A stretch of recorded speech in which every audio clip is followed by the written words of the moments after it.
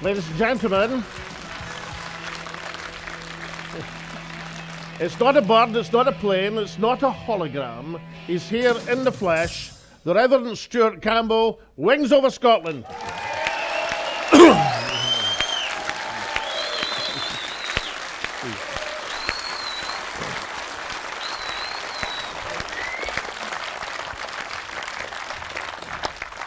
Now, will you take the opportunity to deny the fact that you're a fictitious figure now that you're here in front of us? You are Stuart Campbell. I am not an AI, it's true. Well, let's talk about how Wings Over Scotland started. In the run-up to the referendum, what was the inspiration behind the idea, Stuart?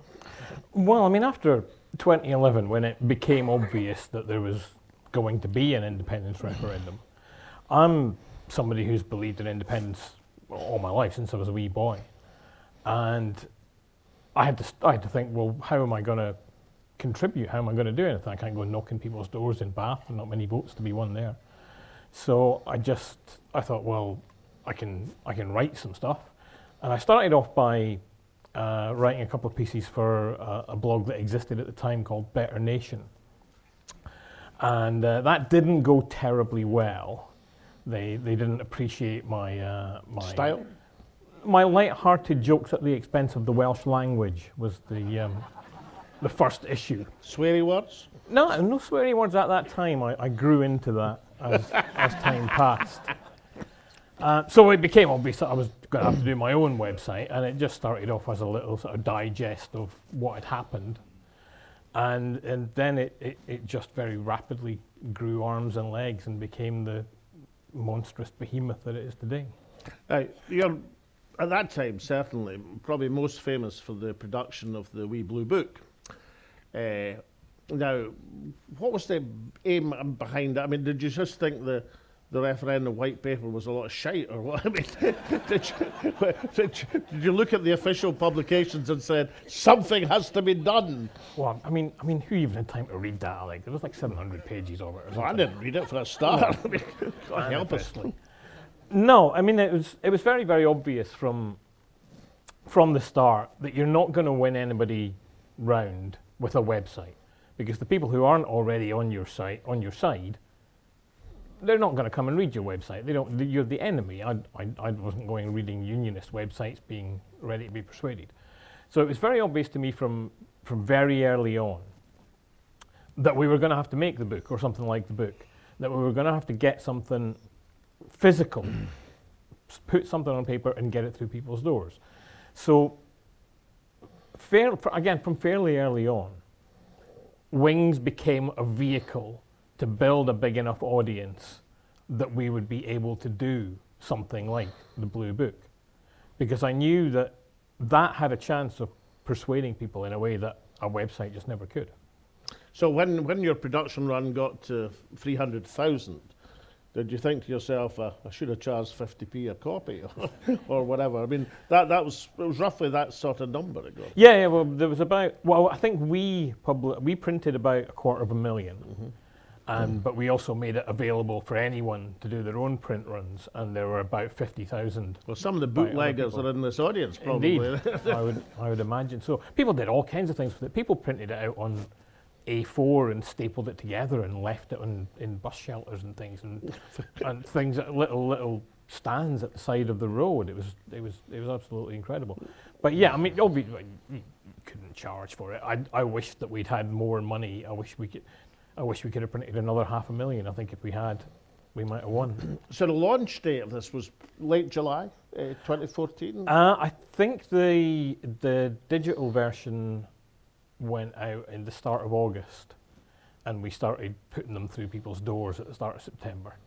And then very quickly, I mean, those of us, and you didn't consult the official Yes campaign before you did.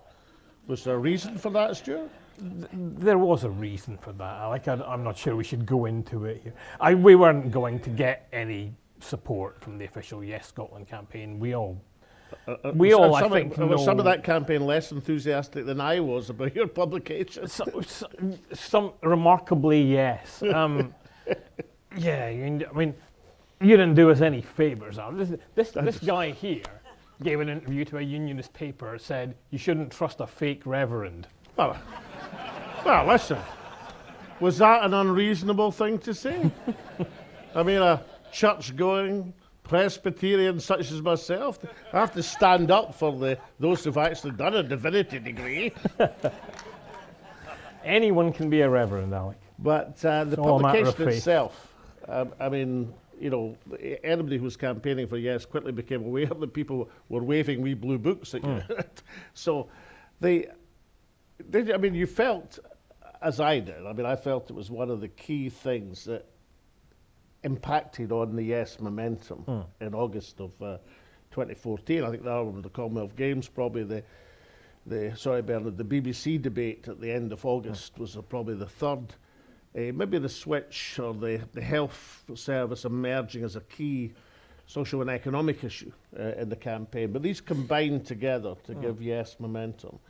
So of all that momentum, why didn't we go over the line?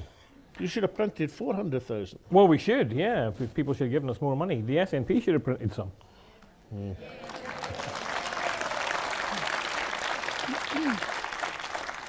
So what was your kind of, I mean, well, you must have been getting a... All right. Did I have to think of everything? Yeah? He might have waited a long time for revenge on Bernard Ponsonby. I've had this one boiling for a little while. This is so unreasonable. There was clips of an interview I did with Stuart to humanise you. When I went all the way to Bath with a camera to put you on, to make it clear there was a human being behind the expletive deletive exterior. I know, you bought lunch as well. I know, and this is what I get? I know. Christ. Never trust a journalist, Alec. But it's all right, he only charged a business class rail fare to get here, so that's fine. So listen, but seriously, Stuart, I mean, you must have been getting, with that level of interest, you must have been getting a fair reaction with people. It was huge. I mean, we, as it said on the video there, the distribution of the book was, I can't take any credit for, I just wrote it, was by my right-hand man, Lindsay Bruce, who ran an astonishing piece of logistics to get the book out there. And Lindsay was just snowed under with requests. We had people requesting 6 times as many of the books as we had. Everybody wanted it because everywhere it went, people changed their minds. And we got that book to every last corner of Scotland. We got that from the borders to the islands to everywhere in between. And it was a phenomenon. And as I said to you, I think if we had been able to make more of them, or if people had made more of them, you know, I should have got somebody to give me the Weir's phone number. But that was how it went. We didn't get quite enough through the doors. So I thought we were winning. Bernard thought we were losing. What did you think in the last couple of weeks of the campaign? I thought I'm on Bernard's team in this. This is actually the first time I've been in Glasgow since the Sunday before the referendum, when I went to a meeting in Shawlands, just along the road. What has Glasgow done to you? I know. Well, geez, have you seen the state of it at the moment? Christ. But no, I was at this event in Shawlands, which Nicola Sturgeon was also at, which I didn't know at the time when I turned up. And then I saw her there, and she swept past me with nary a glance. But did she know who you were? I wouldn't imagine.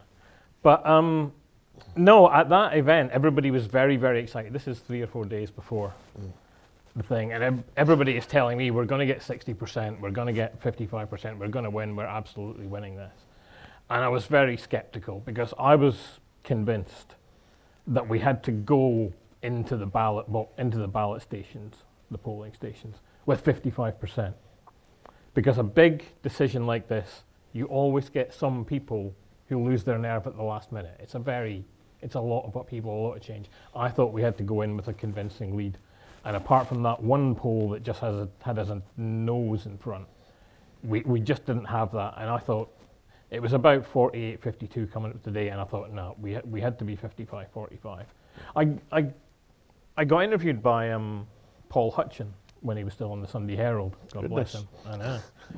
And he asked me that. He asked me what I thought we were going to get, and I said, I reckon about 45. He also asked me, he said, so what's the level that you need to keep this alive if you lose?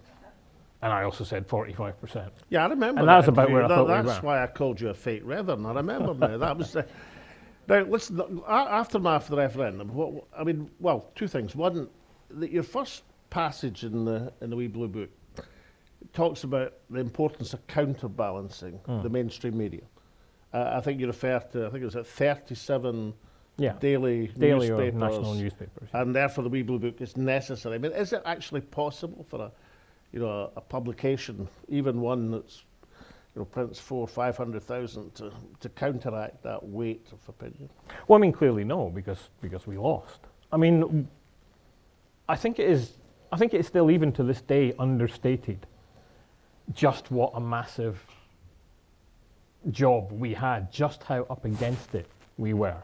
It is an extraordinary thing for roughly half of a nation to believe in a particular item of political policy and not have a single newspaper that backs that policy. That didn't happen with Brexit. That doesn't happen with elections. You get a rough spread across the media of all sides being represented.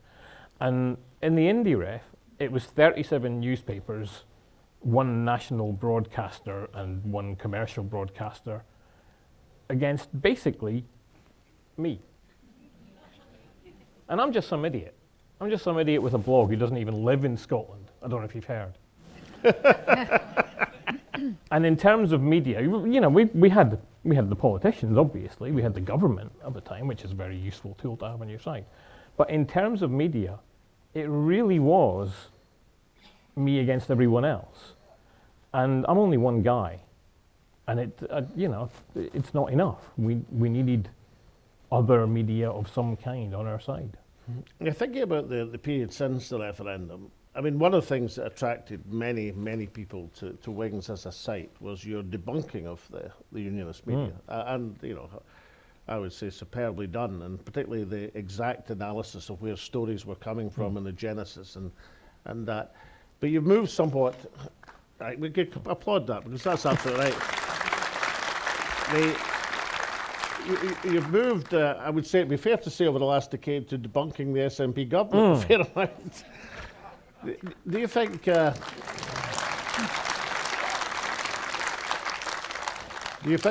they've overcooked it? You've overcooked that. You think certain issues like, self-identification would be the key one. Have so kind of irritated you that it's been impossible to see beyond that? No, I mean, in terms of the way that we've shifted, I just go where the truth is. And if there is, I go where, or maybe better put this, I go where the falsehood is. I go after falsehood. I really don't like falsehood. I'm an old school journalist in that respect. But I think I've been fairly unambiguous in Wings in the last year or two in saying that I really do, and all due apologies to the panel members here who are still in the SNP, but I think the only way of progressing the independence movement now, the campaign for independence, is the destruction of the SNP.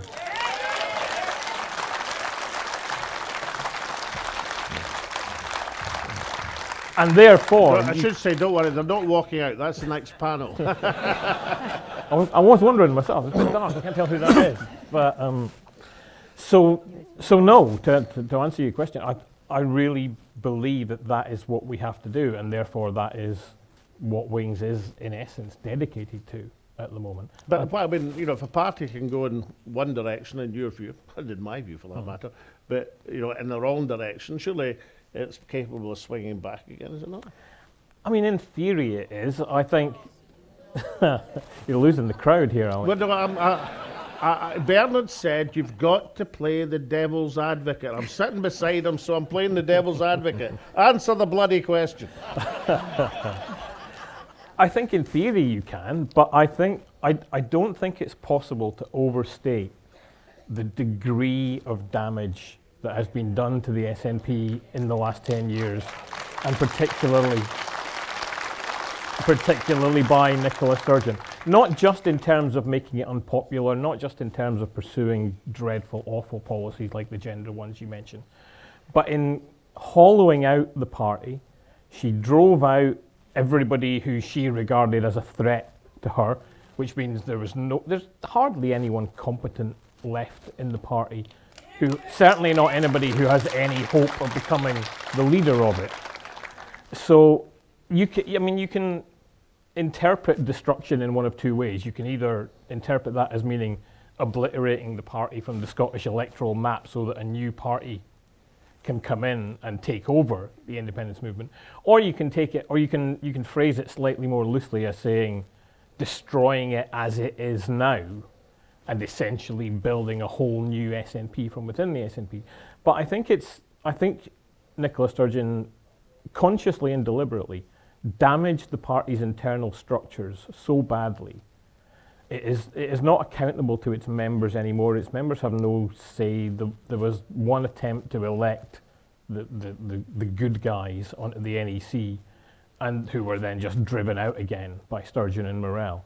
And I don't think the SNP as it stands is reformable or savable, and I don't think there is anyone with a chance of being in charge of the SNP who has any interest in making any of those things. There are, again, with respect, all due respect to my fellow panelists, if there's anybody in this room who thinks Kate Forbes is going to turn the SNP around, there's a bar outside, I'll take a pint of what you're drinking. Now, I've got two final questions, very quickly, folks. One is just of interest, because obviously I think like a politician, and I did it, when I interviewed you that time 2 or 3 years back, I asked the question, why was there so much bad language in your Twitter account? And you gave me the actual explanation, which I thought you just got kind of overwrought in the early hours of the morning. But that's not the case, is it? This is a technique that's used to drive people to the site. Is that correct? Yeah, well, I mean, not particularly expressly swearing, because we don't swear on the site. I just swear on Twitter because the way I always talk about it is that I say the website is my workplace and social media is the pub after work. And you talk differently at work to how you talk afterwards.